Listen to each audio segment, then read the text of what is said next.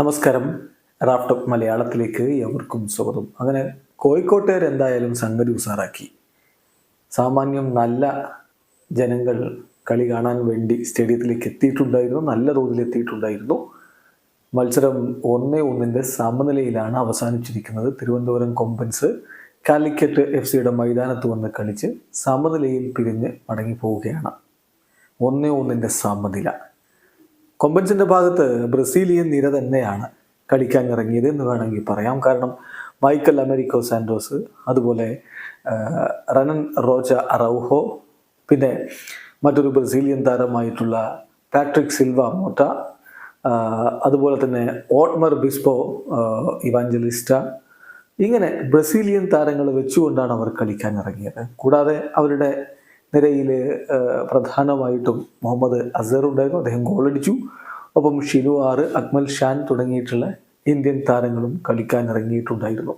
മറുഭാഗത്ത് നോക്കുക, പ്രധാനപ്പെട്ട താരങ്ങളായിട്ട് അബ്ദുൽ ഹക്കു ഉണ്ടായിരുന്നു, ഗനി അഹമ്മദ് നിഗം കളിച്ചു, പിന്നെ ഘാന താരം റിച്ചാർഡ് ഒസൈ കളിക്കുകയുണ്ടായി. അദ്ദേഹമാണ് അവരുടെ ഗോൾ കണ്ടെത്തിയിരുന്നത്. മുഹമ്മദ് അർഷഫ്, അതുപോലെ ജിജോ ജോസഫ്, ബ്രിട്ടോ PM തുടങ്ങിയവരൊക്കെ ഉണ്ടായിരുന്നു. തോയ് സിംഗ് ഉണ്ടായിരുന്നു, പിന്നെ ഏണസ്റ്റ് ബാർഫോ, അതായത് ഘാന താരം ഉണ്ടായിരുന്നു, ഡിയാക്കിറ്റി ഉണ്ടായിരുന്നു. ഇങ്ങനെയുള്ള താരങ്ങളൊക്കെയാണ് കാലിക്കറ്റ് FCക്കായിട്ട് കളിച്ചത്. ഇരുഭാഗത്തേക്കും നീക്കങ്ങൾ നടന്ന ആദ്യ പകുതി ഒരല്പം ആധിപത്യം കൊമ്പൻസിനാണ് എന്ന് തോന്നി എന്നത് ശരിയാണ്. പക്ഷേ ഇരുഭാഗത്തേക്കും മികച്ച രൂപത്തിൽ മുന്നേറ്റങ്ങൾ കണ്ട ആദ്യ പകുതി അവസാനിക്കുമ്പോൾ തന്നെ സ്കോർ ലൈൻ 1-1 എന്ന രൂപത്തിലേക്ക് എത്തിയിരുന്നു. 21ാമത്തെ മിനിറ്റിലാണ് മുഹമ്മദ് അസറിലൂടെ കൊമ്പൻസ് ലീഡ് എടുക്കുന്നത്. ഡിഫൻസിനെ സ്പ്ലിറ്റ് ചെയ്ത് വന്ന് കിടിലനൊരു പാസ്, അത് മനോഹരമായിട്ട് മുന്നോട്ട് കൊണ്ടുപോയിട്ട് കിടിലനൊരു ഷോട്ടിലൂടെ വലയിലേക്ക് എത്തിച്ചാണ് അസർ കൊമ്പൻസിന് ലീഡ് കൊടുത്തത്.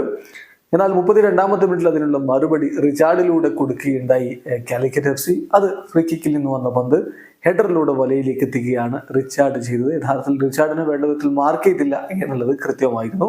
എന്തായാലും ആദ്യ പകുതിക്ക് ശേഷം രണ്ടാം പകുതിയിൽ വീണ്ടും ഇരുഭാഗത്തേക്കും നീക്കങ്ങൾ നടന്നെങ്കിലും ഗോളുകൾ പിറക്കാതെ വന്നതോടുകൂടി 1-1 സമനിൽ രണ്ടുപേരും പോയിന്റ് വീതം വെച്ച് മടങ്ങിയിരിക്കുകയാണ്. വീഡിയോ അവസാനിക്കുന്നു. ഫുട്ബോൾ ലോകത്ത് കൂടുതൽ വിശേഷങ്ങളുമായി റാഫ്റ്റോക്സ് എത്താം.